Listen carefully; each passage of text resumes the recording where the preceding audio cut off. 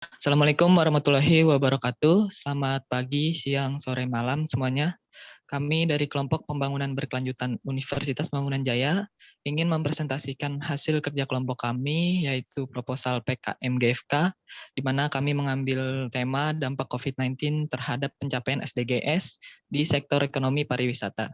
Sebelum itu, kami ingin memperkenalkan anggota kelompok, yaitu ada Naufal Ibrahim, Mahasin Aufal Diaul Haq, dan saya sendiri Bibit Prasetyo. Next slide.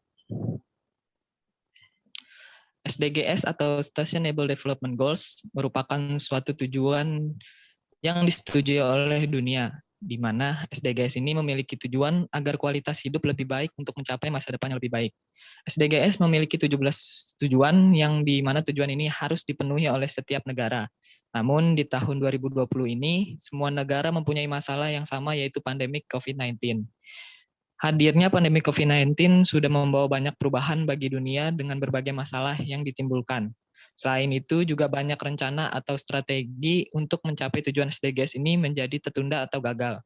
Hal ini terjadi karena upaya untuk menghambat penyebaran virus COVID-19 telah menimbulkan masalah kegiatan perekonomian dan dampaknya terhadap tingkat kesejahteraan semakin terasa bagi seluruh dunia. Namun, COVID-19 ini juga memiliki dampak baik bagi beberapa negara. Dari sisi ekonomi, COVID ini memberikan dampak negatif pada stabilitas penawaran dan permintaan. Pandemik memicu krisis ekonomi yang cukup besar dan dampak besar ini terasa bagi negara berkembang. Perekonomian global 2020 diproyeksi mengalami resesi, pasar keuangan global mengalami kepanikan sehingga terjadi pembalikan modal atau bisa disebut capital outflow. Pasar modal dan surat berharga di global termasuk Indonesia, seperti yang kita ketahui bahwa ekonomi Indonesia sempat anjlok pada awal pandemi COVID-19. Fakta singkatnya terlihat dari data yang kami dapatkan dari Kompaspedia bahwa secara umum pandemi COVID-19 sangat berdampak buruk bagi perekonomian nasional sepanjang tahun 2020. Next slide.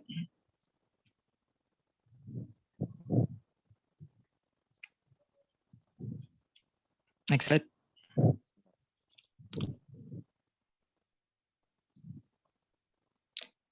Latar belakang proposal kami yaitu sektor pariwisata memiliki peranan penting sebagai salah satu sumber bagi penerimaan devisa serta dapat mendorong pertumbuhan ekonomi nasional, khususnya dalam mengurangi jumlah pengangguran dan meningkatkan produktivitas suatu negara. Sektor pariwisata merupakan salah satu sektor strategis yang harus dimanfaatkan untuk pembangunan kepariwisataan sebagai bagian dari pembangunan nasional. Pembangunan kepariwisataan mempunyai tujuan akhir untuk meningkatkan pendapatan masyarakat yang pada akhirnya dapat meningkatkan kesejahteraan masyarakat dan pertumbuhan ekonomi. Selanjutnya akan dibacakan oleh Mahasin. Belum. Sepanjang tahun 2020, jumlah wisatawan mancanegara yang masuk ke Indonesia hanya sekitar 4.052 juta orang. Bisa dibilang angka tersebut sangat memprihatinkan, karena dari total tersebut hanya sekitar 25% dari jumlah wisatawan yang masuk ke Indonesia pada 2019. Hal ini pun berdampak pada pendapatan negara di sektor pariwisata. Adanya pembatasan sosial berskala besar dan ditutupnya akses keluar masuk Indonesia, menyebabkan penurunan pendapatan negara sektor pariwisata sebesar 20,7 miliar. Parahnya, penurunan wisatawan mancanegara berdampak langsung pada okupansi hotel-hotel di Indonesia. Bulan Januari, Februari, okupansi masih di angka 49,17% dan 49,22%. Namun di bulan Maret menjadi 32,24% dan memburuk saat memasuki bulan April, yaitu sebesar 12,67%. Next. Berikut ada beberapa foto tempat wisata yang terdampak pandemi. Contohnya ada di pojok kiri atas Minyak Hotel, dan di kiri bawah Lombok, kanan atas ada Kuta, dan kanan tengah Anyer, dan bagian kanan bawah ada Pangandaran. Next, akan dilanjutkan oleh Nopal. Tujuan dari pembuatan proposal PKM GFK adalah agar ekonomi di sektor pariwisata bisa bangkit dari keterpurukannya dan juga mendorong atau mendukung pertumbuhan ekonomi sekitar tempat pariwisata. Di sini ada tiga langkah penyelamatan pariwisata Indonesia. Yang pertama ada tanggap darurat.